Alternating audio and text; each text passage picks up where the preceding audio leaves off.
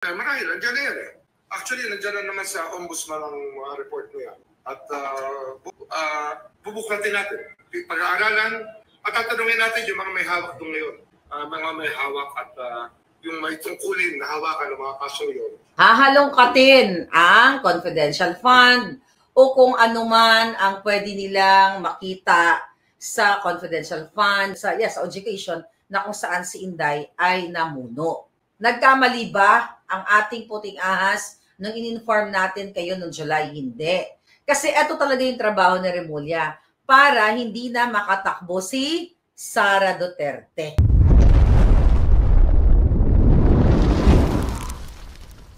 Kaya target Sara. Okay? Ang gagawin nila mga palangga, okay? Sabi ko nga sa inyo, mamadaliin nila na halongkatin, tignan mo, unang segundo pa lang, unang salbo pa lang ng kanyang panunungkulan o pag-appoint sa kanya. Ano? Hahalongkatin ang lahat ng pwedeng halongkatin.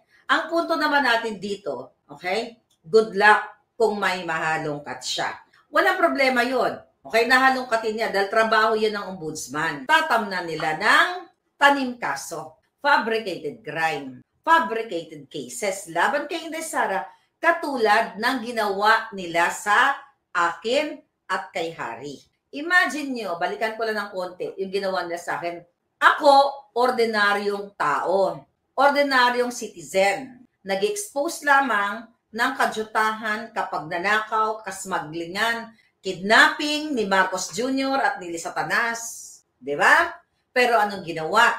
Diba? Sa tulong ni Lisa Tanas, nandyan nagsanipwata si Taberna, si Zaldico, yung designer, Quinones, na nag-file ng kaso laban sa akin dyan sa Pilipinas gamit ang fabricated address na inutos ni Lisa Tanas para pahirapan si Maharlika, para hindi makatapak ng Pilipinas si Maharlika. Or actually, nalaman ko yan. Hindi nila yan sinabi publicly. Ayun kay Taberna, yes, sinabi niya. Pero yung ibang mga kaso, katulad ni Saldi, kung hindi yan sinabi, na para pagdating ko sa Pilipinas, aarestuhin ako, ikukulong ako, torturein ako, o kung ano man, or patayin nila ako. Maharlika lang to, ordinaryong tao katulad mo. Eh, paano pa si Inday Sara na kahit saan ka umikot ngayon sa buong bansa, sa buong mundo, kung sino ang pinakamalakas na pambato para sa presidente ay si Vice President Sara Duterte. Wala nang iba. At kahit mag-eleksyon tayo ngayon, wala nang iba. Yan ang mission ni Boying Remulla. Target bonjing. Dahil 'di ba ang trabaho ng ombudsman ay what? Mag-imbestiga sa mga katiwalian ng mga politiko, pero hindi nila tututukan ang mga kaalyado nila, ang tututukan nila si Sara lang at ang mga magkakapatid at ang mga magkakaalyado. So yan, kaya yung investigation ngayon dyan sa Blue Ribbon, na yun nga, sinuspend na nila, it's sad to say, ayaw natin maging pessimistic, pero wala talaga mangyayari dyan. Di ba? Magpalit-palit man tayo hanggat nandyan si Bangag. Okay? At now, si Remulla, 70 years, I believe, yung kanyang panunungkulan dyan, pinwesto sa dyan. Para kapag wala na si Bangag, okay? Pag wala na si Bangag bilang presidente, kasi pag wala na siya sa presidency, wala na siyang immunity, di ba? Sa mga kaso-kaso. So ngayon, nandyan ngayon si Remulla to protect the addictus Bangag Bangag Marcos. Yan ang katotohanan na hindi, well, alam ko nakikinig kayo, na sinabi ko na sa inyo, bago pa nagbalita na si Remulla ay ipapalit sa DOJ, sinabi ko na sa inyo yan. Hindi dahil may bolang kristal ako, kundi may nagmamalasakit sa atin, sa inyong lahat, dyan sa Kongreso, na ito ang plano ni Tambaloslos, ni Martin Romualdez, na kabrad niya, ni Lisa Tanas, ni Bangag Jr. May mga taong poprotektahan natin ang kanilang buhay na maglalabas ng koneksyon ni Remulla sa Okada. Meron din yan. Okay? Iimbestigahan natin lahat. Okay?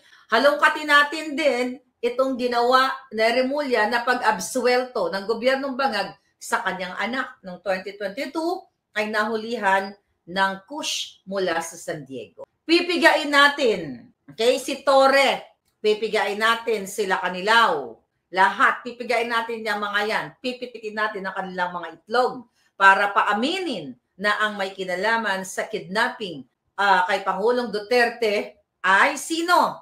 What? Ang mga Marcos, ang mga Remulla na nagsabwat-sabwatan sila. Mga kababayan, kung mayroon akong power, money and power, mga kababayan, pipit-pitin ko ang itlog lahat ng Department of Justice kung saan nung kinidnap nila si distressed mother, yung anak ni distressed mother, well, pinilit nila pati si distressed mother, si Sheena sa Turkey, yung dalawang anak niyang minoridad, kinasabwat ni Lisa Marcos, Satanas, ni Bangag Jr., ang Department of Justice, ang DFA, si Teddy Boy Locsin Jr. at si Maria Lourdes Barcelon. Ayan, paulit-ulit natin sinasabi yan.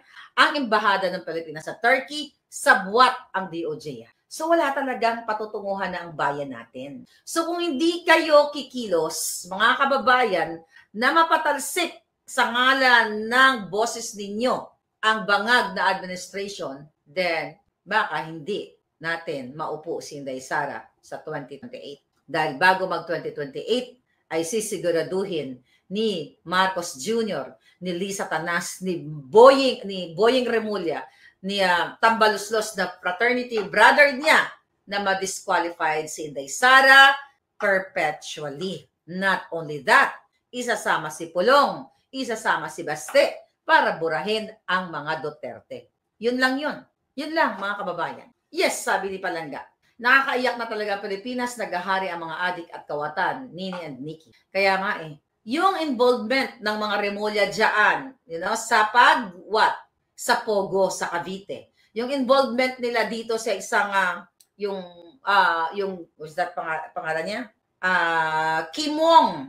Diba? Maraming involvement yan sa mga negosyo dyan sa Cavite. Kaya, alam nyo yan ng mga taga Cavite. Ako, mga kababayan, sabi ko nga, hinarap ko na ang lahat ng mga demonyo. Okay? Hinarap ko na, nilalabanan ko. Nasa, nasa inyo yan, mga kababayan, nasa mga kamay, sabi ko nga paulit-ulit ko, sinasabi sa inyo dito, na nasa kamay ninyo kung paano ninyo ipagtanggol ang inyong bayan. Dahil sa, kita nyo, dahil sa kasamaang palad, ay what?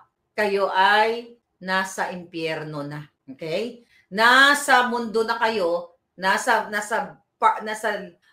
stage na kayo ng buhay ninyo dyan sa Pilipinas, nasa impyerno na kayo. Bakit kamo? Dahil pinamumunuan kayo ng demonyo.